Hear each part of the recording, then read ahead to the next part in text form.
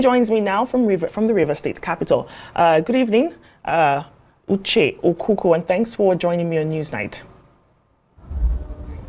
Thank you very much. All right. I just wanted to ask you about the election that happened today in Portharcourt. I don't know if you were listening into the conversation with my other guest who presided over another election in Enugu that brought in Senator Mbata. How do you respond to what happened in Enugu? I cannot respond to what I don't know about. All I know is that in line with our tradition, election was held on the 9th that culminated into the early hours of 10th of January 2025. In 2017, the Ohanaeze elections were held in Enugu because the President General coming from Enugu, who emerged from Enugu, Chief Nyawodo, is from Enugu, and the election was held in Enugu. In 2021, it was the turn of Imo State to produce the President General. The election was held in Imo State. In 2025, it is the turn of Rivers State to produce the President General. The election was held in Portharcourt.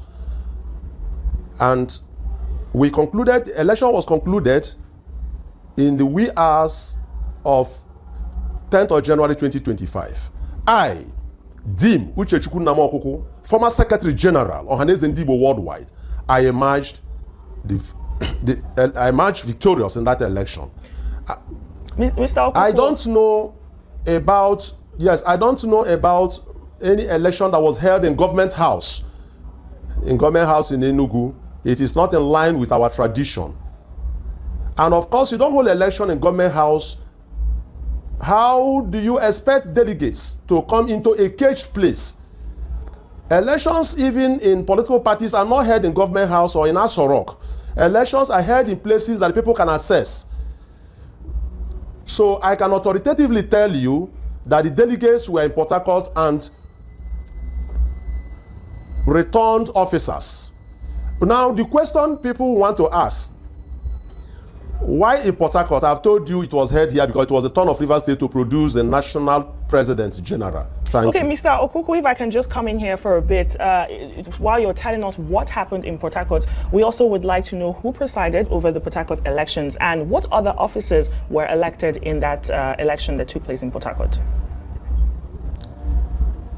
Of course, you know, if you had read through the papers, Dr. Ache presided over the election that returned the officers.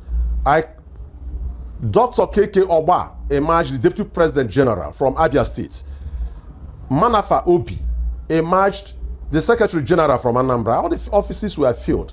The list is with the Admin Secretary.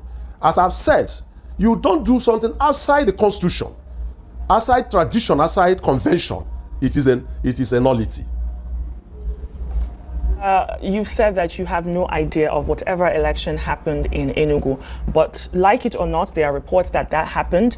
We have reporters who were there at the election. The President Tinubu has congratulated the person that emerged President General in Enugu. But I just wanted to ask you, as President General of Ohanaeze Ndigbo Worldwide, how do you plan to reconcile factions of Ohanaeze Ndigbo? Because at this time, this Igbo social cultural organization needs to be united, don't you think?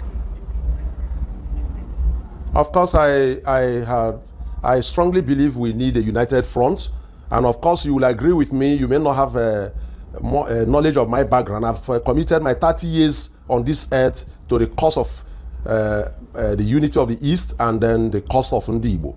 From 1995 to date is 30 years. In 1995, I was the National Legal Advisor, Eastern Nigeria Student Association. In 1997, I was the country director of ENDOA, the Eastern Nigeria Delta Unity Association, a United Kingdom-based organization led by Chukwudu Bikazo.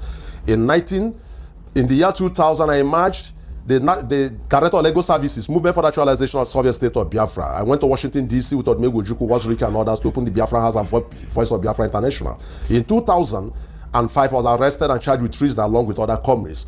Released, I emerged that legal advisor, Ohanaeze Youth Council, I was given an award for my position and principal position in Igbo land.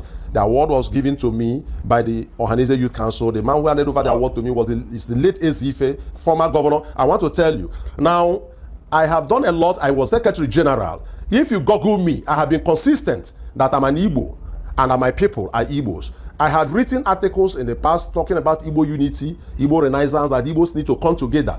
So I'm irrevocably committed to the unity of Ndigbo. And I look forward to bringing the Igbos from the other states, you know, and bring them into Ohanaeze as member states of Ohanaeze. So I believe that we need one united Ohanaeze.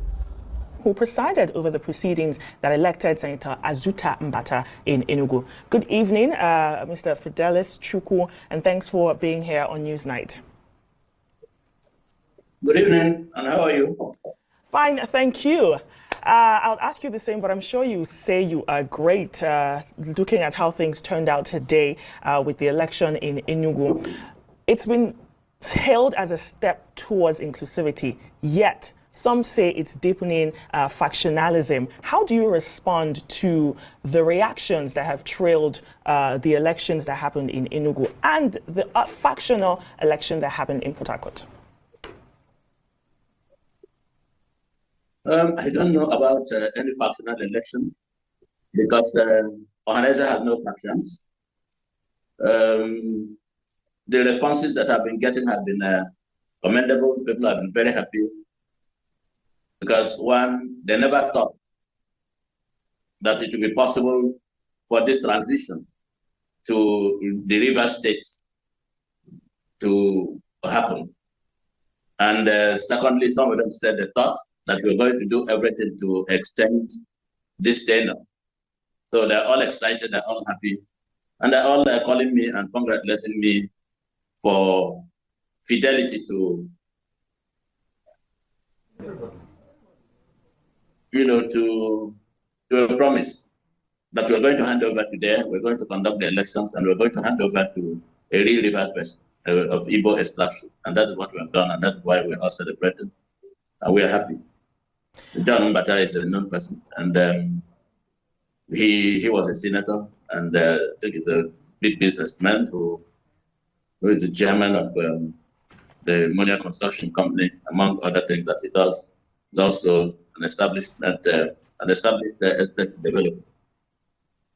All right, I know the president has congratulated Senator Mbata, and he has pledged to unify the Igbo people. And I know you say you don't have any idea of any election that took place in Portharcourt or anywhere else, but it's all over in the news where Barrister Uche Ukuku emerged. However, this new leadership, how does it intend to lead a truly representable and united Ohanaeze Ndigbo?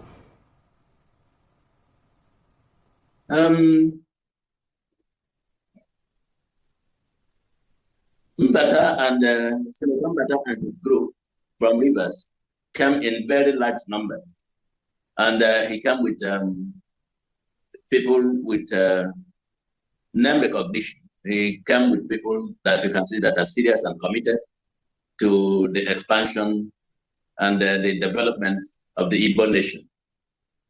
There is no single person that we expected to come who did not come. So I don't know if anything happened in Portharcourt. All the governors were here in Enugu. The senators were here. The House of Representatives, the legislators, the church, and the traditional rulers were here in Enugu. So I don't know whether anything happened elsewhere because every person we expected came. There's a list of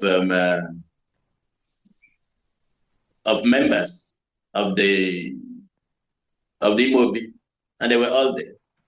Okay, if you can hear me. The executives who worked with me were all there. And every other person who was invited was down. So I don't know what it meant by whatever happened in Portharcourt is by the way.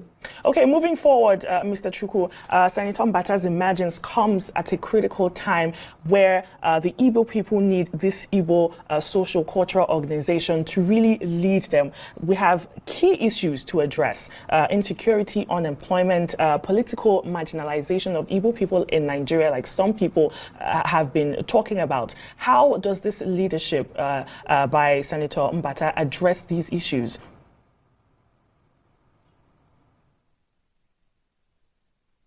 when we are interacting today, everyone agreed that insecurity is a collective responsibility, and that we must all come together to address the spread of insecurity in Igbo land. Of course, like they said, that an adult brain is the devil's workshop. The governors pledged that they're going to do everything to make sure that opportunities for employment will be created and the environment will become conducive for investors to come in and invest. When they come in to invest, the multiplier effect will include employment generation and giving people opportunity to apply their skills and competencies in community development.